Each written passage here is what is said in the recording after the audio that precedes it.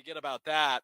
The other team in the NFC North that's 1-0 is not the team that had a 93.8% win probability with less than 4 minutes left. You heard me right.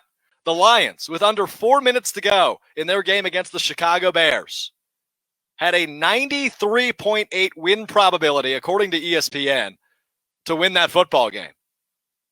And it got as high as 98% at points in that game, which is just unbelievable. But Mitch Trubisky somehow found out he had a clutch gene, throwing 3 fourth-quarter touchdown passes, Mitch Trubisky was.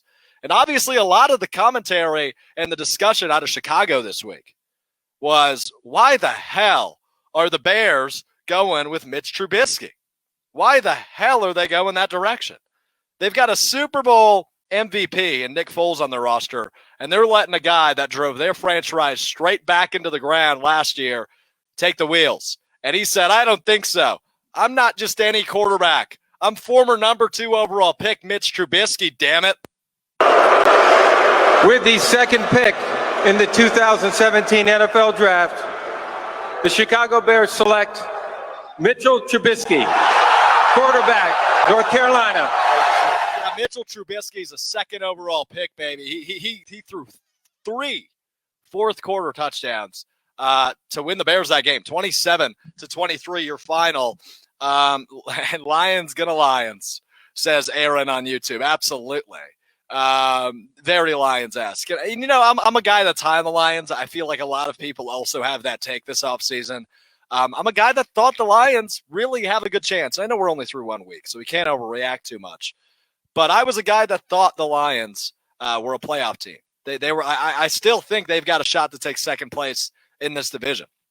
I still think it's doable. I don't know if it will happen, but I think it's doable. So we'll see what happens as the Lions are next on the Packers schedule. They come to Lambeau next weekend to take on Green Bay. But we'll see. Green Bay, Detroit next week. Detroit lets one slip. 93.8 win probability today. For Detroit with under 4 minutes to go in the fourth quarter, and they let it slip to 3 fourth-quarter touchdowns and Mitch Trubisky. But we go back to the phone lines now. Joey from Green Bay on the line with us. Hey, Joey, what's on your mind?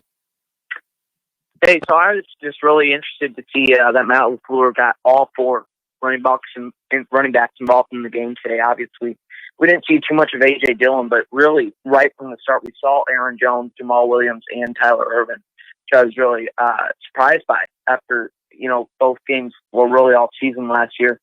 A lot of Aaron Jones didn't.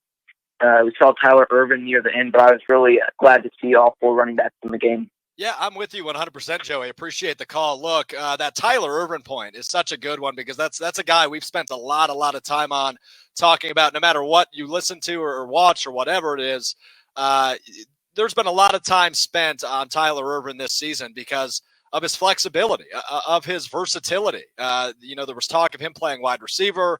Didn't see a ton of that today, but you saw him used in the first possession of the game where the Packers went up 3-0. That took 7.5 minutes long. It took half the first quarter.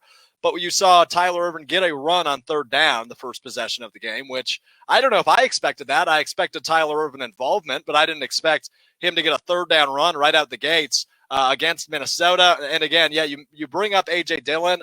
I would like to see his workload increased, and it will as the season goes on. But I like where we saw him. Obviously, as we've said a few times now, the only part where it frustrates me is where you're on the 1-yard line and you don't use your power back like A.J. Dillon. But Jamal still has a heavy workload, as, of course, does Aaron Jones, still looking for that contract as Dalvin Cook got over the weekend. So overall, good on the 4 RBs. I'm with you on this one, Joey. All right. I appreciate it. Go Pack, go. Yeah, go Pack, go. Appreciate the phone call. That's Joey calling in